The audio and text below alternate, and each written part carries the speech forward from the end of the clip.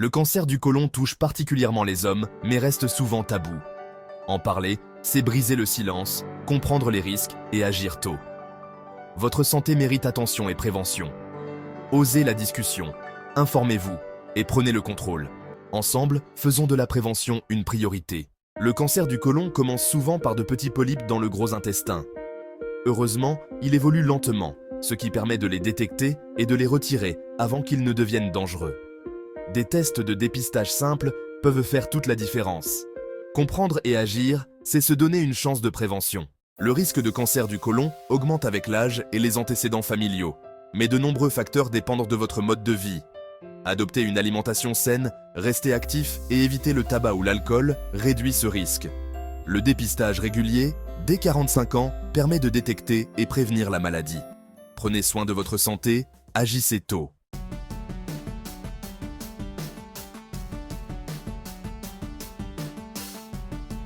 Maintenant, penchons-nous sur le véritable point de départ de la plupart des cancers du côlon, le polype. Un polype est un petit amas de cellules qui se forment sur la paroi du côlon. Imaginez la surface intérieure lisse de votre côlon.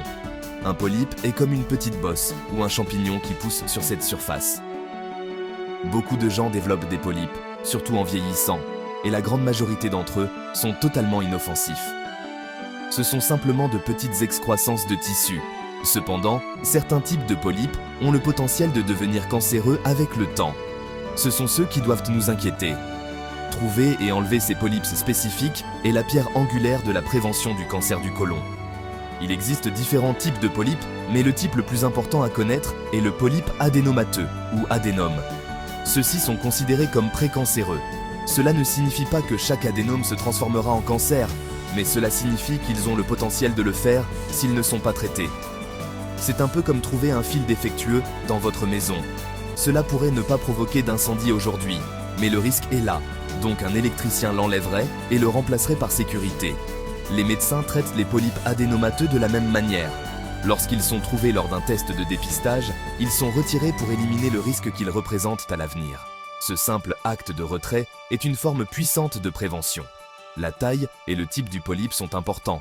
Généralement, plus un polype est gros, plus il est susceptible de contenir des cellules cancéreuses ou de le devenir à l'avenir. La structure cellulaire spécifique du polype, qui peut être observée au microscope après son retrait, aide également les médecins à déterminer le niveau de risque. L'idée clé ici est que tous les polypes ne sont pas égaux, mais comme nous ne pouvons pas savoir simplement en les regardant lesquels pourraient devenir dangereux, la pratique standard est de retirer tous ceux qui sont trouvés. Cette approche proactive est ce qui rend le dépistage du cancer du côlon si particulièrement efficace par rapport au dépistage d'autres types de cancers. Considérez les polypes comme un signal d'alerte précoce. Ils sont la fumée avant l'incendie.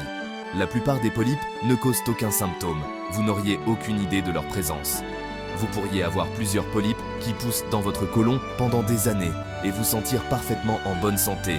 C'est pourquoi attendre l'apparition des symptômes est une stratégie imparfaite. Le seul moyen fiable de savoir si vous avez des polypes est de les rechercher par le dépistage. En comprenant que la plupart des cancers du côlon commencent par ces excroissances détectables et amovibles, le pouvoir vous revient. La maladie n'est plus un ennemi invisible, mais une condition évitable, avec un précurseur clair que nous pouvons activement trouver et éliminer. Le cancer du côlon est le troisième cancer le plus fréquent chez les hommes, avec un risque d'1 sur 23. Dépisté tôt, le taux de survie dépasse 90%. Le dépistage régulier peut sauver des vies. Ces chiffres donnent le pouvoir d'agir.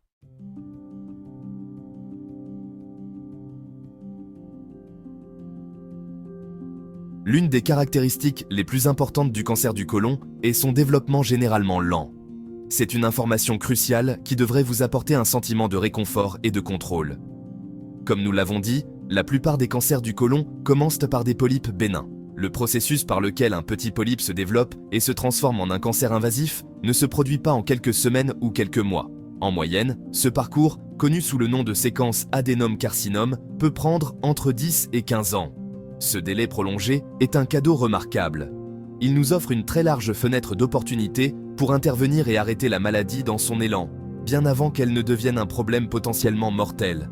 Pensez à cette période de 10 ans. Cela signifie qu'un polype qui commence à se développer lorsque vous avez 40 ans pourrait ne pas devenir cancéreux avant que vous n'ayez 50, voire 55 ans. C'est pourquoi commencer des tests de dépistage réguliers à 45 ans est si efficace. Cela permet aux médecins de vérifier le côlon périodiquement et de détecter ces polypes à croissance lente bien en deçà de cette fenêtre de 10 à 15 ans. C'est comme avoir un agent de sécurité qui patrouille un bâtiment toutes les quelques heures. Il est très probable qu'il remarque si quelqu'un essaie de crocheter lentement une serrure. La lenteur de la maladie signifie que les contrôles périodiques sont incroyablement efficaces pour prévenir l'effraction éventuelle. Ce n'est pas le cas pour tous les cancers, dont beaucoup peuvent se développer et se propager beaucoup plus rapidement. Cette progression lente explique également pourquoi les intervalles de dépistage sont définis comme ils le sont. Par exemple, si vous avez une coloscopie de haute qualité et qu'aucun polype n'est trouvé, votre médecin vous dira probablement que vous n'en avez pas besoin d'une autre avant 10 ans. Cette recommandation est directement basée sur la compréhension scientifique du temps qu'il faut à un nouveau polype significatif pour se développer et devenir une menace. C'est un intervalle calculé et sûr. Si des polypes sont trouvés et retirés, votre médecin pourrait recommander un intervalle plus court, peut-être 3 ou 5 ans, juste pour s'assurer qu'aucun nouveau ne se développe. Toute la stratégie de dépistage est construite autour de cette horloge biologique de la maladie. Comprendre cette nature à croissance lente devrait fondamentalement changer la façon dont vous percevez le cancer du côlon. Au lieu de le voir comme une attaque soudaine et imprévisible, vous pouvez le considérer comme une condition gérable avec une longue mèche. Cette connaissance démystifie la maladie et réduit l'anxiété. Elle souligne que vous n'êtes pas impuissant. Vous avez le temps de votre côté. En suivant simplement les directives de dépistage recommandées, vous tirez parti de cette caractéristique biologique. Vous utilisez la lenteur de la maladie contre elle-même. Cette approche proactive, basée sur une compréhension claire de la chronologie de la maladie, est la plus logique et la plus puissante que tout homme puisse adopter pour sa santé à long terme. Certains facteurs de risque du cancer du côlon ne peuvent pas être changés. L'âge, les antécédents familiaux et certaines prédispositions génétiques. Comprendre ces éléments aide à adapter votre dépistage et à prendre des mesures préventives personnalisées avec votre médecin. Parlez toujours de vos antécédents familiaux et médicaux avec votre professionnel de santé. De nombreux facteurs de risque du cancer du côlon dépendent de nos choix quotidiens. Limitez viandes rouges et transformées, privilégiez fibres, fruits et légumes, bougez régulièrement, évitez tabac et alcool excessif. Chacun de ces gestes est sous votre contrôle et peut réduire votre risque. Le dépistage du cancer du côlon est essentiel, même sans symptômes. Il permet de détecter et retirer les polypes avant qu'ils ne deviennent dangereux. Commencez à 45 ans. C'est une stratégie de santé vitale pour les hommes. Prendre rendez-vous pour un dépistage, c'est protéger votre avenir et ceux qui comptent sur vous. Beaucoup d'hommes hésitent à se faire dépister pour le cancer du côlon, souvent par peur, manque d'informations ou contraintes pratiques. Parler avec un professionnel de santé et s'informer auprès de sources fiables peut dissiper les doutes. Surmonter ces obstacles, c'est transformer la connaissance en action qui sauve des vies. Notre corps nous envoie souvent des signaux subtils quand quelque chose ne va pas. Pour le cancer du côlon, surveillez les changements persistants dans vos habitudes intestinales, la fatigue inexpliquée ou la sensation que l'intestin ne se vide pas complètement. Ce sont des signaux d'alerte à ne pas ignorer. Consultez un professionnel si ces symptômes persistent. Du sang dans les selles, une perte de poids inexpliquée ou une douleur abdominale persistante sont des signaux d'alarme du cancer du côlon. Si vous remarquez ces symptômes, consultez rapidement un médecin. Agir tôt peut tout changer.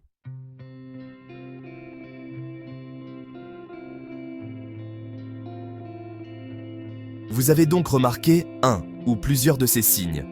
La prochaine question cruciale est: quand faut-il arrêter de surveiller et commencer à agir? La réponse simple est le plus tôt possible.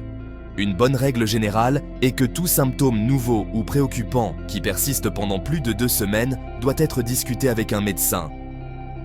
Une seule journée de selles étranges est probablement juste un problème alimentaire. Mais quand cette seule journée se transforme en une semaine, puis en une autre, c'est devenu un schéma.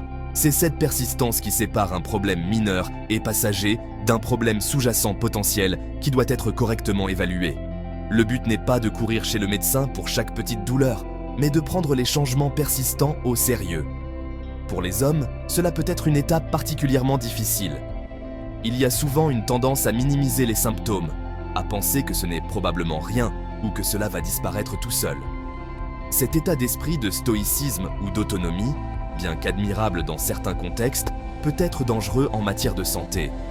Vous pourriez vous sentir gêné de discuter de vos habitudes intestinales ou de saignements rectaux. Vous pourriez craindre de paraître faible ou d'être hypocondriaque. Il est essentiel de dépasser ces sentiments. Votre médecin est un professionnel de la santé qui gère ses problèmes tous les jours. Il n'y a rien que vous puissiez lui dire qu'il n'ait pas déjà entendu. Son seul but est de vous aider à comprendre ce qui se passe et à vous maintenir en bonne santé.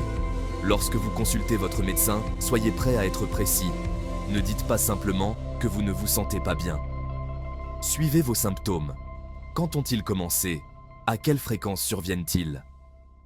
Y a-t-il quelque chose qui les améliore ou les aggrave? Avez-vous remarqué du sang?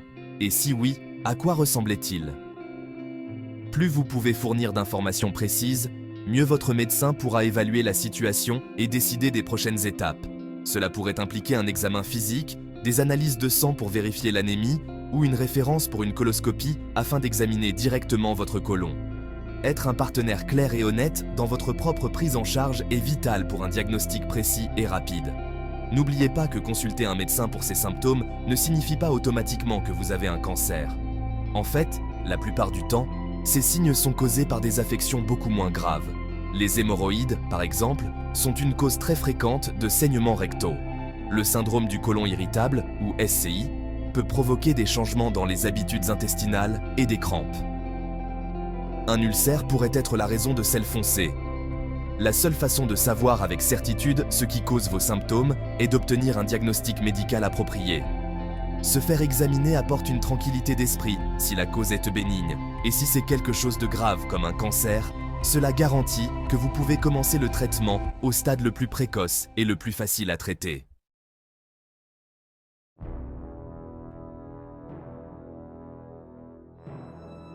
Soyons très directs sur les conséquences d'attendre trop longtemps pour agir face aux symptômes. Le délai est l'allié du cancer.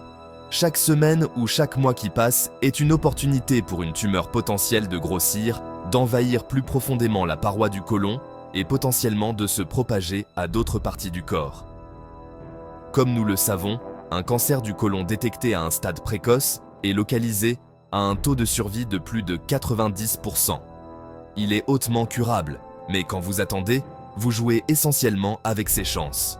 Vous donnez une longueur d'avance à la maladie.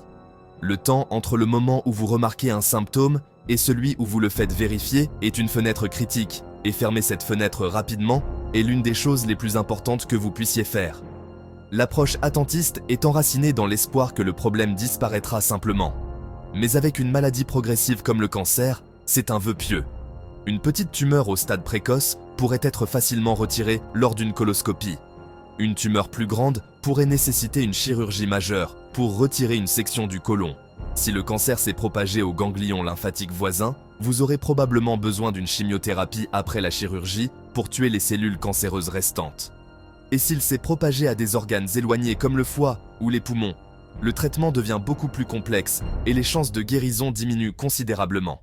Toute la trajectoire de votre traitement et votre résultat à long terme peuvent tout dépendre de la décision d'agir rapidement par rapport à la décision de retarder.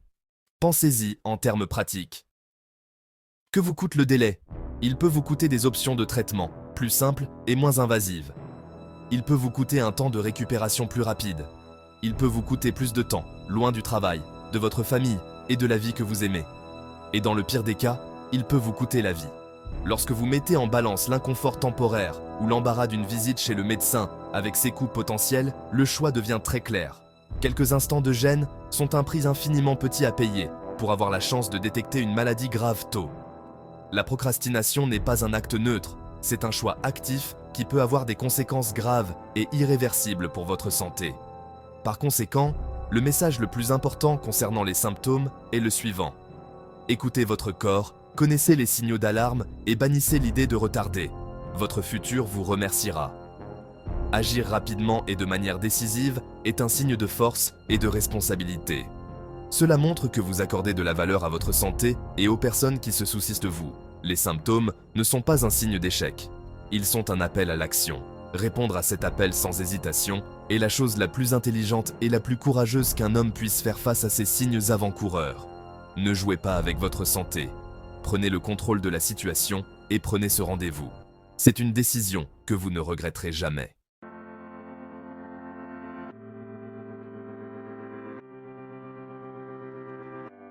Votre fourchette est un outil puissant pour la santé de votre côlon. Limitez les viandes rouges et transformées.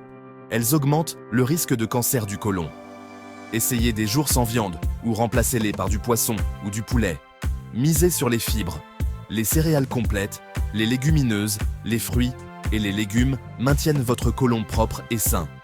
Ajoutez du calcium et de la vitamine D, provenant des produits laitiers, des légumes à feuilles vertes et du soleil. Du folate provenant des légumes verts et des céréales enrichies. Construisez vos repas autour d'aliments entiers et riches en nutriments et non d'aliments transformés. De petits changements, du pain complet, une salade d'accompagnement, des fruits comme collation s'additionnent. Chaque repas sain est un investissement dans l'avenir de votre côlon.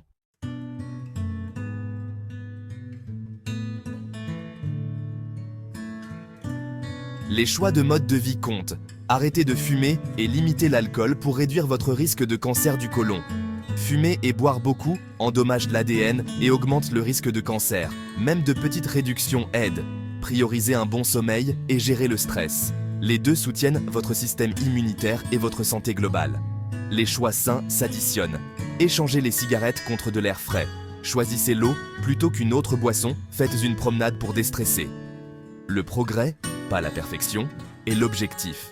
De petites actions cohérentes construisent un corps résilient et résistant au cancer.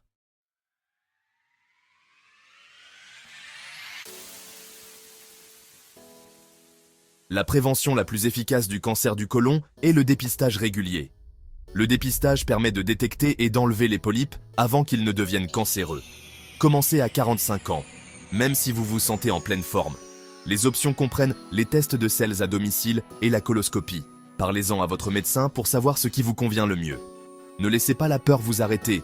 Le dépistage est rapide, sûr et bien plus facile que de traiter un cancer avancé. Associez des habitudes saines à un dépistage régulier pour la meilleure protection. Planifier votre dépistage est une étape importante pour votre avenir.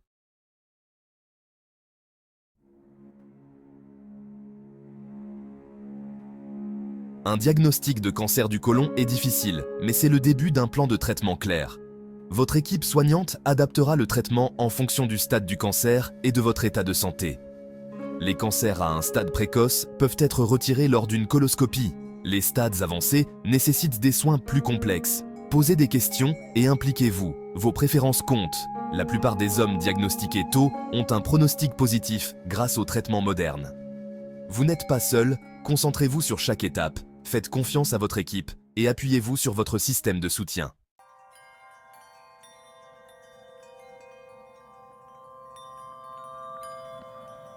Pour la plupart des stades du cancer du côlon, la chirurgie est la forme de traitement principale et la plus importante.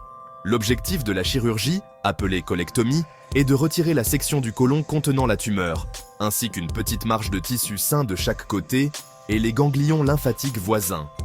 Dans de nombreux cas, surtout pour les cancers à un stade précoce, la chirurgie seule peut suffire à guérir. Les techniques chirurgicales modernes ont considérablement progressé. De nombreuses colectomies peuvent désormais être réalisées par une approche laparoscopique mini-invasive qui implique plusieurs petites incisions au lieu d'une seule grande.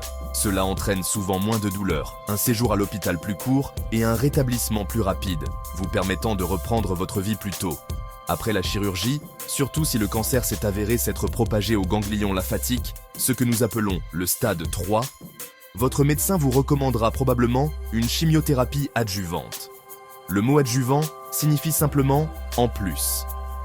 Le but de cette chimiothérapie est de détruire toute cellule cancéreuse microscopique qui aurait pu s'échapper de la tumeur d'origine et se trouver ailleurs dans le corps.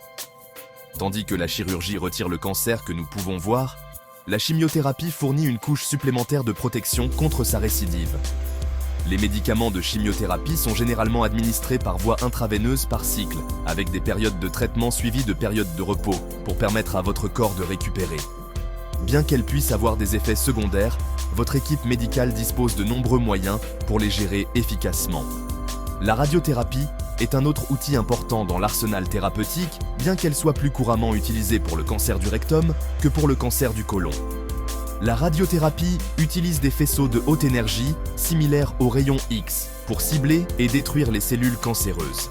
Pour le cancer du rectum, elle est souvent utilisée avant la chirurgie, ce que nous appelons la thérapie néoadjuvante, pour réduire la taille de la tumeur, ce qui la rend plus facile à enlever complètement et préserve la fonction sphinctérienne. Dans certains cas de cancer du côlon avancé, la radiothérapie peut être utilisée comme mesure palliative pour soulager des symptômes comme la douleur ou les saignements causés par une tumeur qui ne peut pas être retirée chirurgicalement.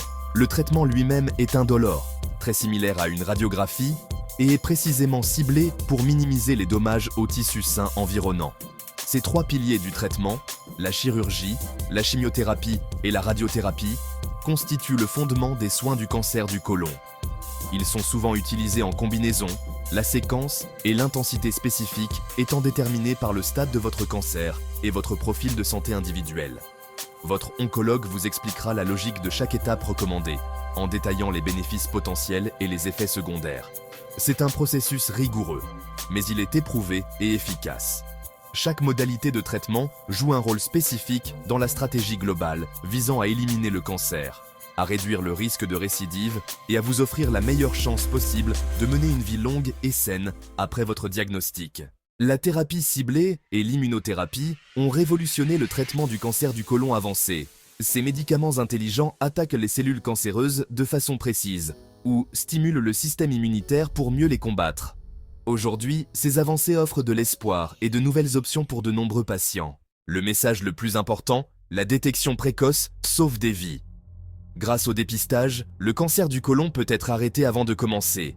L'espoir, c'est savoir que nos choix et nos actions ont un impact direct. Vous détenez la clé du traitement le plus efficace, la prévention. Le cancer du côlon n'est pas une fatalité. Vous avez le pouvoir d'agir pour votre santé grâce à la prévention, au dialogue et à des choix quotidiens. Planifiez votre dépistage, parlez-en à vos proches et à votre médecin. Ensemble, brisons les tabous et prenons le contrôle de notre avenir.